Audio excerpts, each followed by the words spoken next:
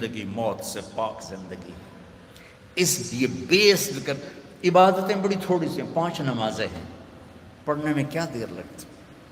تم بھاگتے دوڑتے ہو، تمہارے کلاسز ہو رہی ہیں، چلو خالی فرض ہی پڑھ لیا کرو، سنتیں لمبی ہو جائیں گی، فرض پڑھ لو. لیکن فرض صرف 17 ہے، صرف 17. جس پر پکڑ ہوگی نا وہ صرف 17 رکعتیں ہیں. یہ جس پر دیا جائے گا وہ 17 ہیں. 2 فرض صبح کے، 4 ظہر کے، 4 عصر کے، 3 مغرب کے اور 4 عشاء کے. اتنی کر لو پابندی تو اللہ آگے بھی چلا دے گا. پھر انشاءاللہ تہجد بھی پڑھو گے. تو عبادات 5 نمازیں، سال کے بعد 30 روزے. زکوٰۃ اور حج مالدار کے لیے ہے، غریب یا میڈیوکر کے لیے نہ زکوٰۃ ہے نہ حج ہے. تو کیا ملا؟ 2 چیزیں عبادت. ایمان تو ایک اندر کی کیفیت ہے، اس کے لیے تو کوئی کھائی نہیں کھودنی پڑتی. 2 چیزیں ہیں عبادت میں، ایک نماز اور ایک روزہ. روزے میں گنجائش دی ہے، سفر پہ ہو معاف، چاہے ایئر کنڈیشن گاڑی میں جا رہے ہو، مسافر ہو معاف، بعد میں رکھ لینا، بیمار ہو معاف، بعد میں رکھ لینا، نماز معاف میں.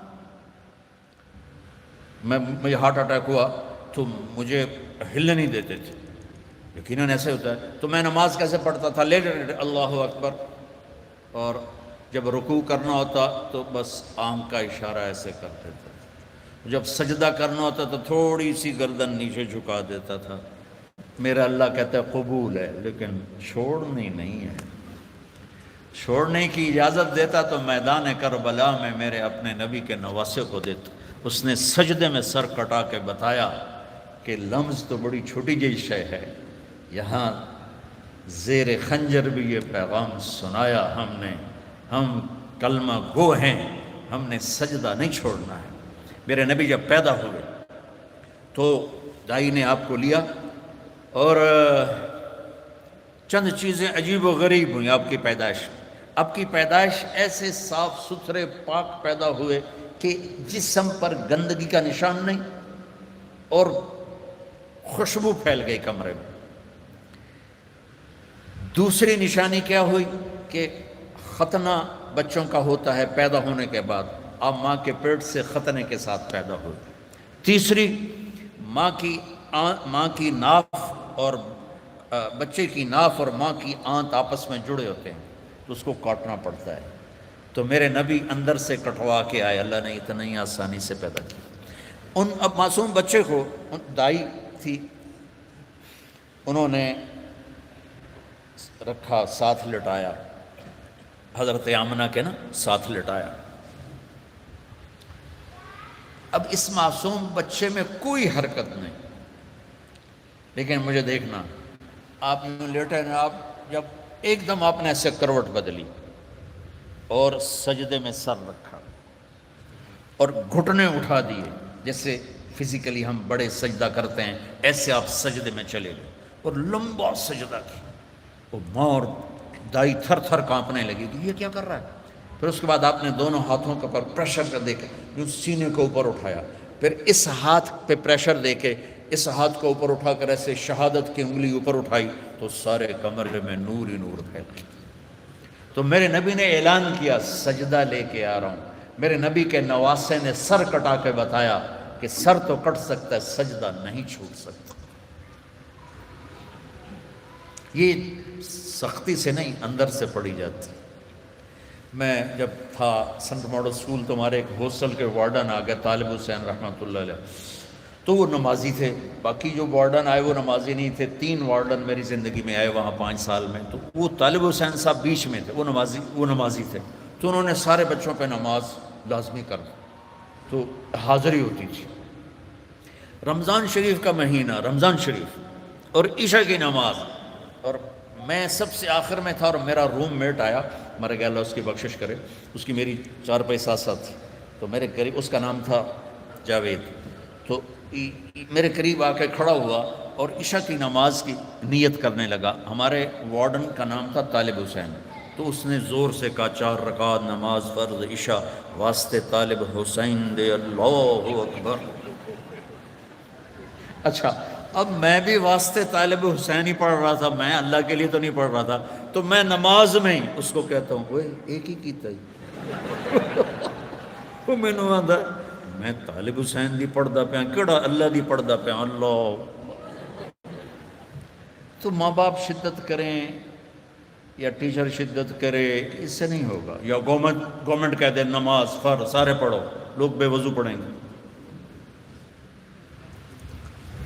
یہ اندر کی نماز ہے جیسے حسین نے پڑھ کے دکھا، ٹکڑے ٹکڑے ہو کے پڑھ کے دکھا۔ تو ہمارے اوپر تو کربلائیں اللہ نہیں لا رہا، بڑوں پہ بڑے امتحانات ہیں، بچوں ایک نماز نہ چھوڑو۔ رمضان شریف آ رہا ہے، روزے نہ چھوڑو۔ تم سب جوان ہو، ہاں کوئی بیمار ہو جائے تو جوان بھی بیمار ہو سکتا ہے، لیکن رمضان ایک مبارک مہینہ ہے، سارے گناہوں کی معافی ہے۔ رمضان کا مطلب پتہ کیا ہے؟ جل جانا، جل جانا۔ رمضان کا مطلب ہے جل جانا۔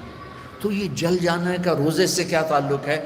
روزے سے اس کا تعلق یہ ہے کہ پورے سال کے گناہ اس مہینے میں اللہ ایک ایک دن کر کے جلاتا ہے اور آخری روزے پاک کر کے صاف کر کے کھڑا کر دیتا ہے۔ تو نماز پڑھو، روزہ رکھو، تراویح پڑھو، اگر اپنی جگہ پر ہو 8 پڑھ لو 20 پڑھ لو، لیکن تراویح کا سجدہ ضرور دو کہ تراویح کے ہر سجدے پر 1500 نیکی لکھی جاتی، ہر سجدے پر 1500 نیکی لکھی جاتی۔ تمہارے باہر کتنا پہرا ہے؟ یہاں تمہاری مسجد والے نا ایک اشتہار لگا دیں، جو ہمارے ہاں تراویح پڑے گا 150 روپے فی سجدہ، انہوں تھوڑا گیٹ توڑ کے اندر آ جاؤں، چوکیداروں نے چاہ کے او مارنا ہے تے دادیاں نے بھی چاہ دادا چلو تراویح پڑھیے، دادیاں تے لڑائی ہو جائے، ایک آکھے گا میں لے جاؤں، دو آکھے گا میں لے جاؤں۔ اور میرے بچوں، اللہ ہر سجدے پہ 1500 نیکی لکھتا ہے۔ اور شام کو جب آپ روزہ افطار کرتے ہیں اس دن سارے گناہ معاف ہو جاتے ہیں، اور آخری رات سارے سال کے گناہ معاف ہو جاتے ہیں۔ رمضان میں موت آ جائے حساب نہیں ہوتا، جمعے کی رات کو موت آ جائے حساب نہیں ہوتا، جمعے کے دن شام تک موت آ جائے حساب نہیں ہوتا۔ اللہ ایسا مہربان ہے۔ ایک نے مجھ سے پوچھا پھر رمضان کے بعد حساب لیتا ہے؟ میں نے کہا اللہ بڑا سخی ہے، وہ دنیا کا باطن لیا بھی میرا قرضہ واپس کر، اور جب ایک دفعہ معاف کیا تو پھر معافی کی کریں۔ وہ ایک آدمی کہنے لگا ویکھو جی نور جہاں 27 رمضان نو مر گئی، میں کہ اللہ تو مقدمہ کر دے کہ 27 نو مر گئی، 27 رمضان شب قدر میں، بھائی پتہ نہیں اللہ کو نور جہاں رحمت اللہ علیہ کی کون سی نیکی پسند تھی جس پر اسے شب قدر کی موت عطا فرمائی۔ کبھی کسی کو حقیر، ابھی چند دن پہلے میرا جانے والا فوت ہوا ہے، کمیونسٹ، دہریہ، ساری زندگی کتابیں اسلام کے خلاف لکھی، شاعر بھی تھا اور شاعری بھی اسلام کے خلاف کی، اور مرتے ہوئے 3 دفعہ کلمہ پڑھا، مر گیا۔ اب بتاؤ اللہ کو اتنی ساری نافرمانی کے بعد کیا چیز اس کو اللہ نے دیکھی اور پسند کی کہ موت پر اسے کلمہ نصیب فرماتی۔ تو کبھی کسی کو حقیر نہ جانا۔ اور دوسرا رخ ہے نبی کی زندگی کا، وہ میں پہلے سے لے کے آ رہا ہوں، اچھے اخلاق۔ اپنے گھروں کو خوبصورت بناؤ۔ کتنا شوق ہوتا ہے بچیوں جب شادی ہوتی ہے کہ میرے گھر کی ڈیکوریشن ہو، ایسا کچن ہو، ایسا ڈائننگ ہو، ایسا بیڈ روم ہو، ایسا ڈرائنگ روم ہو۔ تو اپنے گھروں کو اگر سجانا ہے تو بچوں اچھے اخلاق سے سجو۔ دیکھو بیٹی کو رخصت کرنا آسان نہیں ہوتا ہے، ہم نے 2 بیٹیاں رخصت کی ہیں، آج تم کسی کی بیٹی کو گھر لے کے جا رہے ہو، قربانیاں یہ دیتی ہیں، تم تو اس کو گھر سے نکال کے لے جا رہے ہو۔ یہ اپنے ماں باپ کو چھوڑتی ہے، یہ بہن بھائیوں کو چھوڑتی ہے، یہ اپنی سہیلیوں کو چھوڑتی، اپنی روٹین چھوڑتی ہے، اور سسرال کی روٹین میں اسے سیٹ ہونے میں وقت لگتا ہے، لیکن چوتھے دن ساساں دی یہ تا دل ہی نہیں لگتا پیا، یہ تو ماں نو ہی فون کیتی جاندی، ماں نو ہی فون کیتی جاندی۔ ابھی 2 دن پہلے کیس آیا میرے پاس کہ جی مجھے کہتے ہیں یہ تو ماں سے ہی باتیں کرتی رہتی ہے، جس نے جنا ہے اس کا کوئی حق نہیں۔ کہ بیٹا بالکل حق۔ تو آپ انڈونیشیا کا کلچر ہے کہ بچے کی شادی ہو کر بچی کے گھر جاتے ہیں، چونکہ وہاں لڑکیاں اتنی زیادہ ہیں کہ وہاں مقابلہ ہوتا رہتا ہے، تو وہاں بچے کی رخصتی ہوتی ہے، یہاں آپ بچیوں کی رخصتی ہوتی ہے۔ جس نے گھر چھوڑا، بہن بھائی چھوڑے، سہیلیاں چھوڑی، وہ کتنی بڑی قربانی کر کے پہنچی ہے، تم جاتے ہی اس کو تانے دینا شروع کر دو تو اچھا اس پہ قابو رکھو اگر گھر آباد کرنا ہے. چونکہ ہمارا وہ کیا اس کہتے ہیں کمبائن ہے، وہ فیملی جو ایک سسٹم ہے، تو اس میں مصیبت پہلے یہ بہت اچھا تھا کہ سب مل کے زندگی گزارتے تھے پیار سے. اب یہ عذاب بن گیا ہے کہ ساس کے تانے الگ. ابھی 2 دن پہلے ایک بچی میرے پاس آئی، لاہور سے بس پہ چڑھ کے وہاں پہنچ گئی. کہا جی دیکھیں یہ میری 6 ماہ کی بچی ہے، اور میرا خامند کہتا ہے تو نے میری بہنوں کی بھی خدمت کرنی ہے، میری ماں کی بھی کرنی ہے، میرے باپ کی بھی کرنی ہے، میرے بھائیوں کی بھی کرنی ہے. اور مجھے بتائیں میری 19 سال عمر ہے اور یہ بچی میرے کندھے پر ہے. میں سارا دن نوکرانیوں کی طرح کام کرتی ہوں، پھر بھی رات کو اتنے تانے سنتی ہوں کہ رو رو کے سوتی ہوں. میرے بچوں، اگر آپ زندگی میں کوئی خوبصورتی دیکھنا چاہتے ہیں، اللہ کی قسم گاڑیوں سے نہیں، ڈگریوں سے نہیں، عہدوں سے نہیں، تمہارے اخلاق سے. اپنے اخلاق ایسے بناؤ کہ تمہاری بیوی تم پہ قربان ہو، تمہارے ماں باپ تمہارے لیے جھولیاں اٹھا کے دو. ہمارا علاقہ زمیندار ہے ماشاءاللہ، تو ہمارے ایک زمیندار دوست آئے مجھ سے ملنے. سنو غور سے، باپ کہہ رہا ہے مولانا صاحب میرا بیٹا آگ میں جل رہا ہو تو ہم ماں باپ اس کے لیے دعا نہیں کریں گے کہ اللہ اس کو بچا دے. اس نے ہمیں اتنا جلایا ہے، اتنا جلایا ہے کہ ہم کہتے ہیں ٹھیک ہے سڑ جا. ایسے نہ. آپ بچیوں سے کہتا ہوں آپ پرائے گھر میں جا رہی ہو، جگہ بنانے میں وقت لگتا ہے اور بولنے سے وقت جگہ نہیں بنتی، خاموش رہنے سے جگہ بنتی. آپ کو پتہ ہے اس امت کی بنیاد ایک عورت نے رکھی. میرے نبی کی بنیاد حضرت ہاجرہ نے ڈالی. اور کیسے ڈالی؟ حضرت ہاجرہ شہزادی تھی جو ابراہیم علیہ السلام سے شادی ہوئی. ان کی 20-21 برس عمر، ابراہیم علیہ السلام کو 84 سال عمر. اور اللہ نے بیٹا سارا کی بجائے ہاجرہ کو دیا اور پھر کہا اس کو یہاں سے لے جا. حیران پریشان کدھر لے جاؤں، کہاں لے جاؤں؟ تو اللہ نے کہا جہاں میں کہوں. تو ابراہیم کہنے لگے مجھے کیا پتا کہاں جانا ہے. کہ جبریل آ رہا ہے. جبریل انسانی شکل میں اونٹنی پہ سوار ہو کر آئے، پیچھے ابراہیم اور ہاجرہ، اور مکے کے کالے سیاہ پہاڑوں میں جب پہنچے جہاں اپنی بیوی کو چھوڑ دیں اور چلے. ابراہیم علیہ السلام آگ میں گر رہے تھے تو کچھ نہیں بولے، کہا حسبنا اللہ و نعم الوکیل. اور جب جبریل نے کہا یہاں چھوڑ دیں، کہنے لگے یہاں کیسے چھوڑ دوں، یہ زندہ کیسے رہیں گے؟ کہ آپ کے اللہ کا امر ہے کہ اپنی بیوی کو یہیں چھوڑ دیں. اللہ ہر سال لے جاتا ہے. میں جب مکے کے پہاڑوں کو دیکھتا ہوں مجھے حضرت ہاجرہ یاد آتی ہیں کہ ایسے کالے پہاڑوں میں نہ انسان، نہ مرد، نہ عورت، تنہا چھوڑ کے جب چلنے لگے تو امتحان دیکھو. اللہ نے کہا بولنا کچھ نہیں، بس خاموشی سے واپس. وہ کہنے لگے آپ مجھے یہاں چھوڑ کے کہاں جا رہے ہیں؟ 20-21 برس کی شہزادی ہو مصر کی، اب مجھے چھوڑ. 3 میل چلتے رہے. کدئی بیت اللہ کی جگہ سے کدئی 3 میل ہے. 3 میل چلتے رہے اور وہ پوچھیں اور بولے نہیں. اور یہ پریشان ہو کر گھبرائیں اب مجھے میرے ساتھ کیا کر رہے ہیں، میں نے کیا قصور کیا ہے. 3 میل چلنے کے بعد انہیں خیال آیا یہ اللہ کا نبی ہے، کہیں کوئی اوپر سے نہ حکم آیا. تو کہنے لگی اللہ امر، کیا اللہ نے کہا ہے کہ مجھے یہاں چھوڑ دیں؟ تو بس سر ہلایا. تو ایک دم ایک نئی ہاجرہ نے جنم لیا. اذن لن یضیعنا اللہ، میرے آقا جاؤ، میرا اللہ مجھے ضائع نہیں کرے گا. عورت تو داستانی صبر کی ہے، کہانی صبر کی ہے. بیٹیوں صبر کرنا سیکھو، اور گالی کا جواب گالی سے نہ دو، تانے کا جواب تانے سے نہ دو.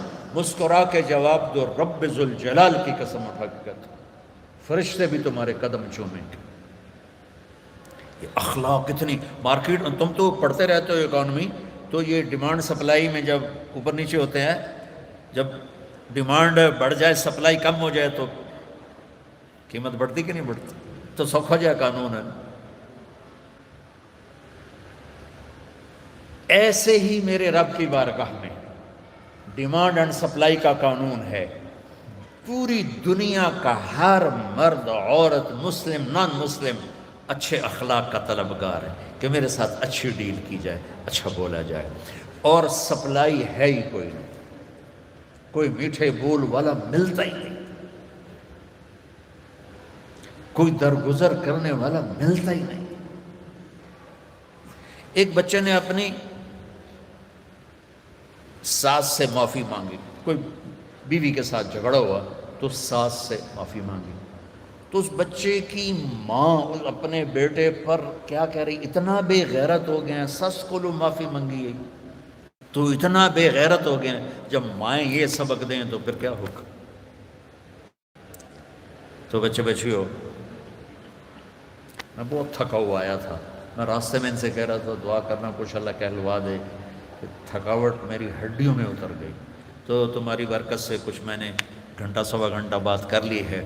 میری ساری بات کا خلاصہ ہے، اچھے انسان بنو، اچھے مرد بنو، اچھی عورت بنو، اور اس کے لیے کردار بناؤ، کردار بناؤ۔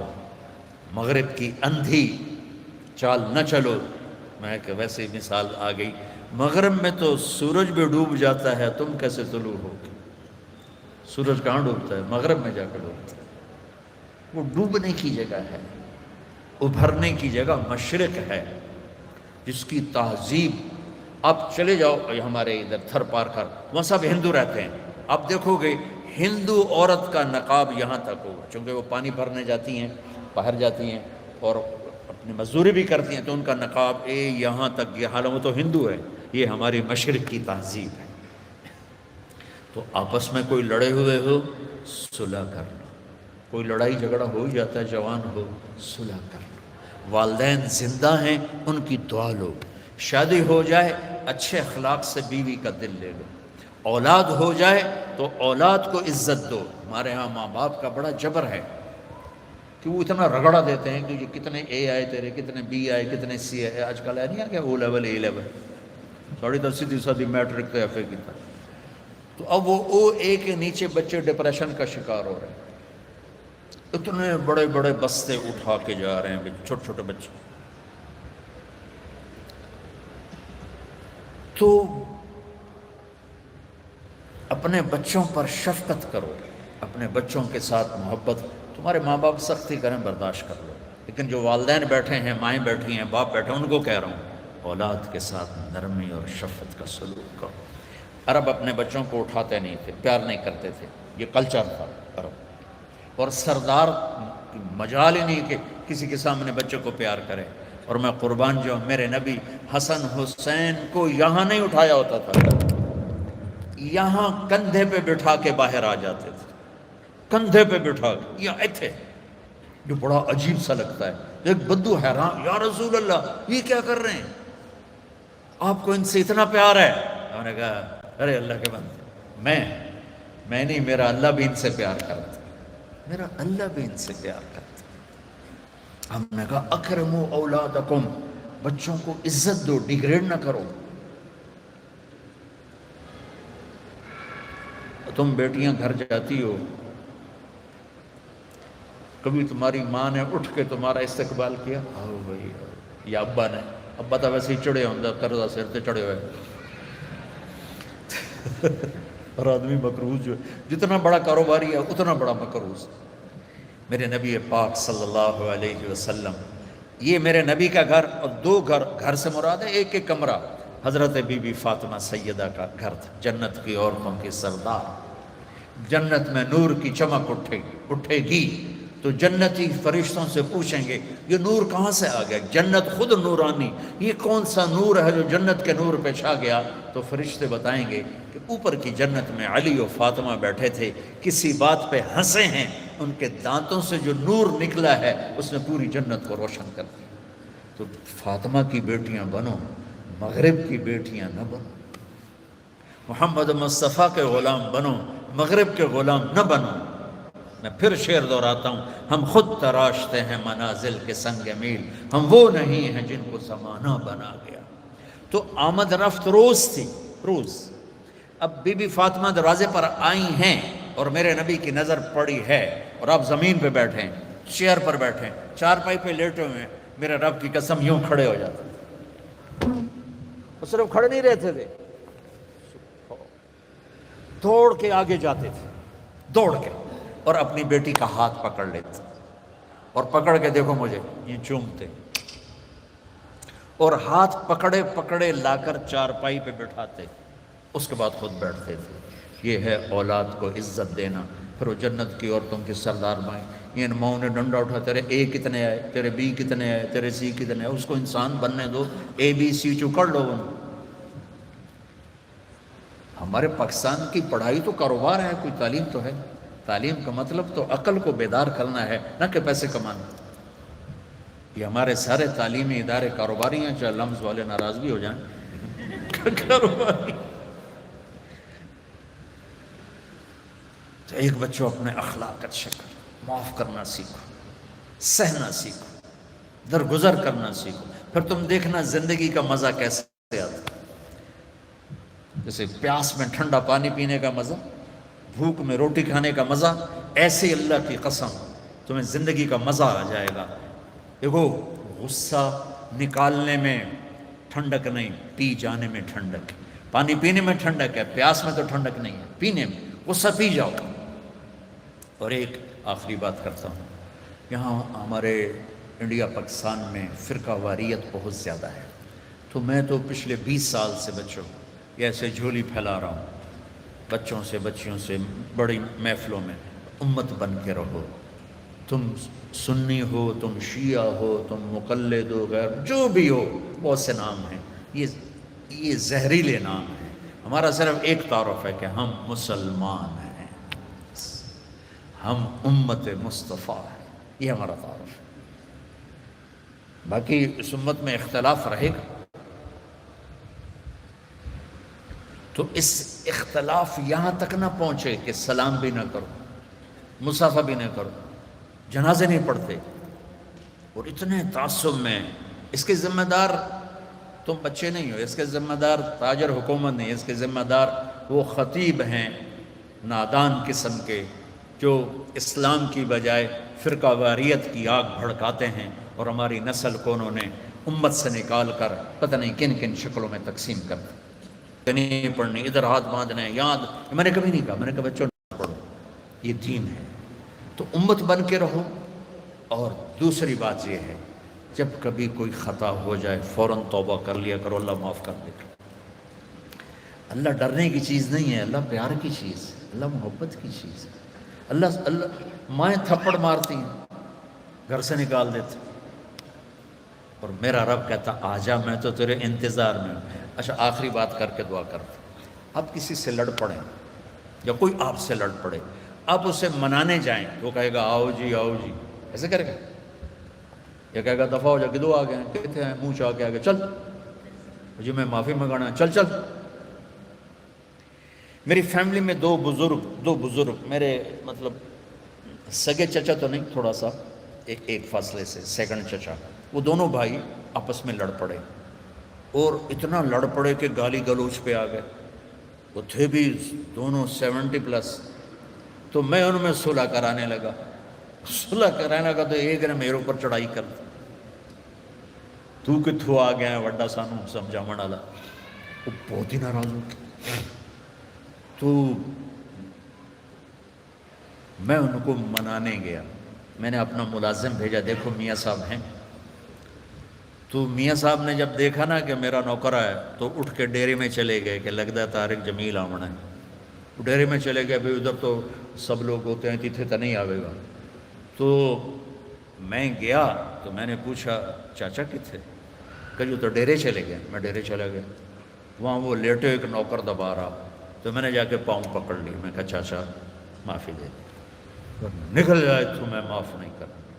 میں پوری کہانی کیا سنوں، 1.5 گھنٹہ میں معافی مانگتا رہا، نہیں معافی۔ پہلے میں چارپائی پہ بیٹھا رہا، پھر میں زمین پہ بیٹھ گیا، زمین پر، اور اس کے پاؤں پکڑ گئے. اتنے میں بستی کے لوگ بھی اکٹھے ہو گئے, میرا بھائی بھی آ گیا اور عزیز رشتہ دار.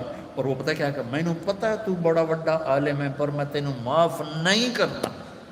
وہ چاچا میں کیتا کی ہے, میں تو تھوڑی صلح کرا رہا ہوں. میرے بچوں 1.5 گھنٹے کے بعد انہوں نے کہا اچھا جا معاف کی. اور میرا اللہ کیا کہتا ہے, سن کہ میرے بندے میری بندی تو اتنے گناہ کر کہ یہاں سے اٹھا اور آسمان کی چھت کو لگا. اللہ اکبر. آپ کو پتہ ہے یہ گلیکسیز کتنی بڑی ہیں, کائنات کو کون دیکھ سکتا ہے. اور میرا اللہ کہتا ہے سوری گلیکسیز کو گناہوں سے بھر دے. اور پھر گناہوں سے بھر کے اوپر لیا اور آسمان کی چھت کو سارے گناہ لگا دے. دنیا کا ہر مفتی کہے گا اے حرامی, اے دوزخی, اے جہنمی. اور میرا اللہ کہتا ہے اگر تو نے آدھی زبان سے کہہ دیا نا یا اللہ معاف کر, تو میں سارے ہی معاف کر دوں. تو اللہ پیار کرنے کی چیز ہے یا ڈرنے کی چیز ہے؟ اللہ تو پیار کی چیز ہے. ایک ہی تو ہستی ہے جتنے. اور اچھا ایک اور مزے کی سنو, وَنِسْتَقَالَنِي أَقَلْتُ لَا. اللہ کہہ رہا اچھا دوبارہ غلطی ہو جائے ڈرنا نہیں, پھر آ جانا میں پھر معاف کر دوں. پھر غلطی ہو جائے پھر توبہ کرنا, پھر آ جانا میں پھر معاف کر دوں گا. میرے رب کی قسم جو سن رہا ہے, پہلی توبہ جس خوشی سے قبول کرتا ہے نا, اسی خوشی سے 1000ویں توبہ بھی قبول کرتا ہے. تو ہمارا ظرف ہے کہ ہم چھوٹے زہام نہیں معاف کر سکتے, لیکن میرا اللہ ہے. اللہ سے پیار کرو, محبت کرو, اس سے باتیں کرو, اس کو اپنے دکھڑے سناؤ. یہ دعا نہیں ہوتی جو نماز کے بعد مانگی جاتی ہے, تو میں رسم و رواج. دعا دل کی پکار دعا ہے. تو اللہ سے باتیں کیا کرو, یا اللہ تو ہی تو میرا ہے, تیرے سوا میرا کون ہے. تو اللہ بڑا خوش ہوتا ہے جب اسے مانگا جاتا ہے. تو اللہ پیار کرنے کی چیز ہے, اللہ ڈرنے کی نہیں ہے. یہ ہمارا کلچر ایسا ہو گیا اسلامی کہ اللہ سے ڈرا ڈرا ڈرا ڈرا پیشاب ہی کر دیتے ہیں. اللہ تو ہے ہی رحمت کی چیز.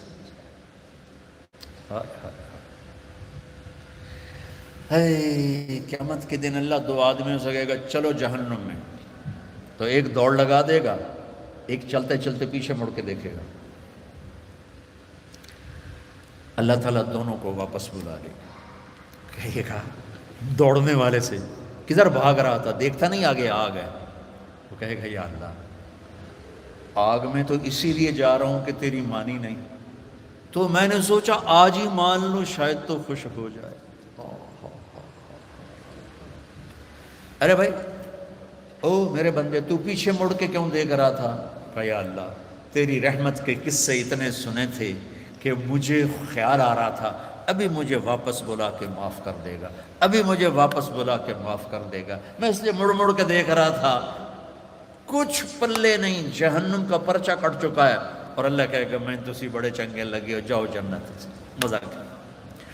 بچوں اللہ پیار کرنے کی چیز ہے, اللہ ڈرنے کا نہیں, پیار کا. ہاں ہاں ڈر ہے کہ ہم اس کی نافرمانی نہ کریں, کہیں ہمیں اللہ کی پکڑ میں نہ آ جائیں, لیکن وہ تو پیار کی چیز, محبت کی چیز. تو آپس میں صلح محبت سے رہو اور اپنی شادیاں ماں باپ کے حوالے کرو. بے شک اللہ نے بچیوں کو اختیار دیا, اس لیے کہ یہ کہتی ہے قبول کیا, آپ کہتے ہیں قبول کیا, والدین نہیں کہتے. لیکن ہمارا کلچر ایسا ہے کہ ماں باپ اپنے بچے بچی کی چھوٹی چھوٹی خواہشیں پوری کرتے ہیں, جب سب سے بڑی خواہش آتی ہے تو ذبح کر دیتے, ایسے ہی کرنی ہے بس, نہیں کرنی تو دفع ہو جاؤ. یہ دیہاتوں میں تو 110% یہی چل رہا ہے. شہروں میں پڑھے لکھے طبقے میں شاید کچھ آ گیا ہو, لیکن شہروں میں بھی جو اکثریت ہے ماں باپ وہ شادی پہ اڑ جاتے ہیں, نہیں اسی اتنے نہیں کرنا, یہ تو پلے کچھ نہیں, یہ تو غریب لوگ ہیں, یہ تو ارائی نہیں, اسی تو ارائی ہیں, ایک تو جٹ بٹ نٹ پتہ نہیں کی مصیبت بڑھ گئی. ہائے ہائے ہائے ہائے, آخری واقعہ سنا کے تو کرا لیتے. دیکھو آپ سے کہتا ہوں ماں باپ اگر جبر کریں تو سہ جانا, برداشت کر. کورٹ میرج نہ کرنا, اس میں برکت نہیں ہوتی, فتنہ ہی فتنہ, دکھ ہی دکھ. ماں باپ سے کہتا ہوں اللہ کے واسطے شادی بچے کی ہے, قبول اس نے کرنا ہے، زبردستی نہ کرو۔ دیکھو اگر ایک لفظ لڑکی کہے میں نے قبول نہیں کیا تو نکاح ختم۔ قبول کیا اس لفظ کے ساتھ ورڈنگ ہے، یا تمہاری بچی سائن کر دے تو ٹھیک ہے، لیکن لڑکے کے سائن نہیں چلیں گے، وہ کہے گا قبول کیا تو تب شادی ہوگی۔ ہمارے گاؤں کا بچہ بسوں میں جا لگا کنڈکٹر کے طور پر، کلینر اور وہ صفائی کرنے والا، بسوں پہ زندگی گزر گئی، جوان ہوا، اس کی شادی ہونے لگی۔ اب اس نے استاد جی آن دیو، استاد جی جان دیو، استاد جی کٹ لو، یہ آپ کبھی بسوں میں چھوڑے ہو تو آپ کو اندازہ ہو، آن دیو آن دیو آن دیو، وہ پیچھے جب بیک کر رہے تھے جان دیو جان دیو جان دیو، جب آ گیا تو اب اس کا نکاح ہو رہا ہے۔ یہ میں لطیفہ نہیں، سچا واقعہ سنا۔ مولوی صاحب نے کہا ہاں بھائی زینب بنت اسلم نو تیرے نکاح دیتا 5000 مہر تو قبول کیتا؟ تھوڑی دیر چپ رہن کہنا جی آن دیو۔ اس کا بھائی پاس بیٹھا تھا، اس نے کون نہیں ماری، جی جان دیو۔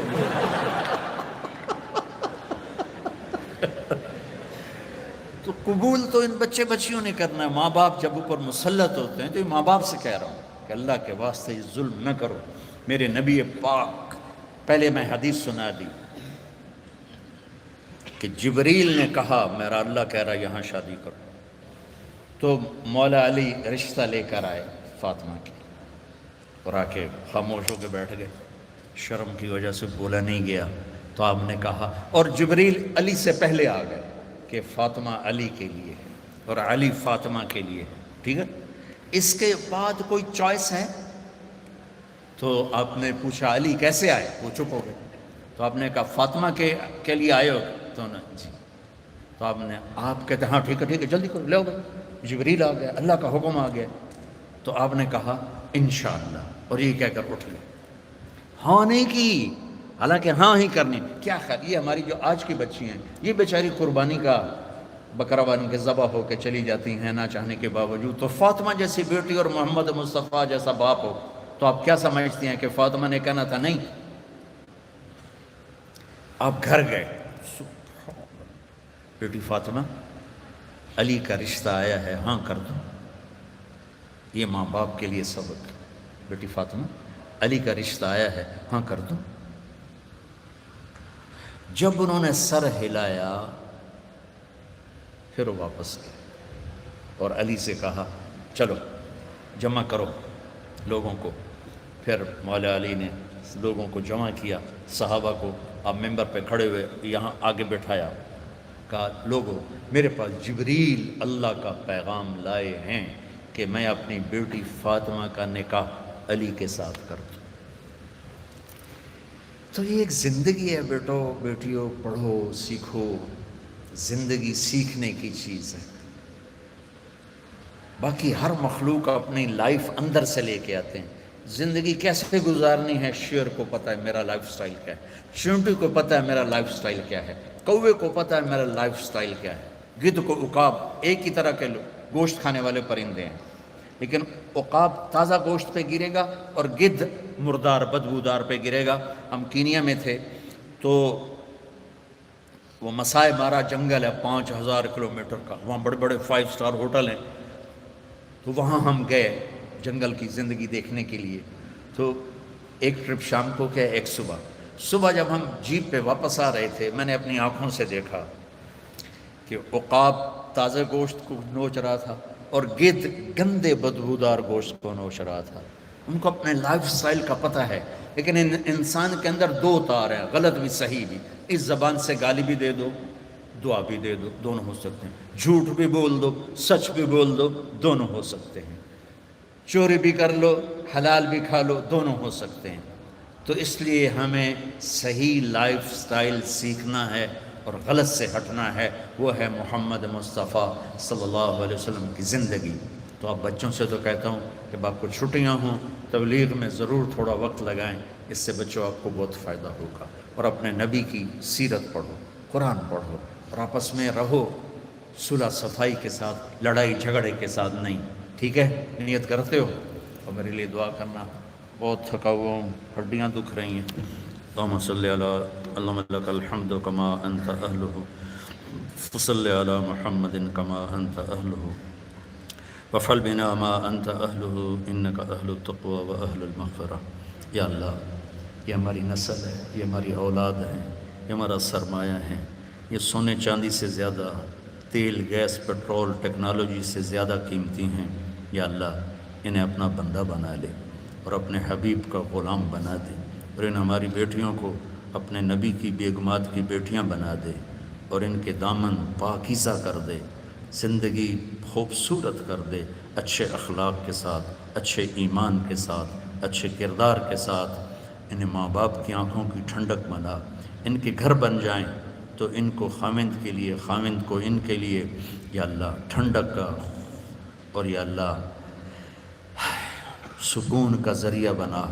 اور یا اللہ جس مشن میں یہ تعلیم حاصل کر رہے ہیں اس میں انہیں کامیابی نصیب فرما، ان کو بلندیاں نصیب فرما، ان کی دنیا کو بھی خوبصورت بنا، ان کی آخرت کو بھی خوبصورت بنا.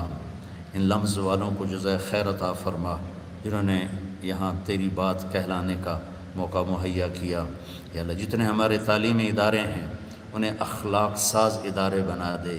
یا اللہ ہمارے دینی مدارس کو، ہمارے اسکول کالج یونیورسٹیز کو یا اللہ اخلاق ساز ادارے بنا دے. ان سے نکلنے والے بچے بچیاں اعلیٰ کردار کے ہوں، اعلیٰ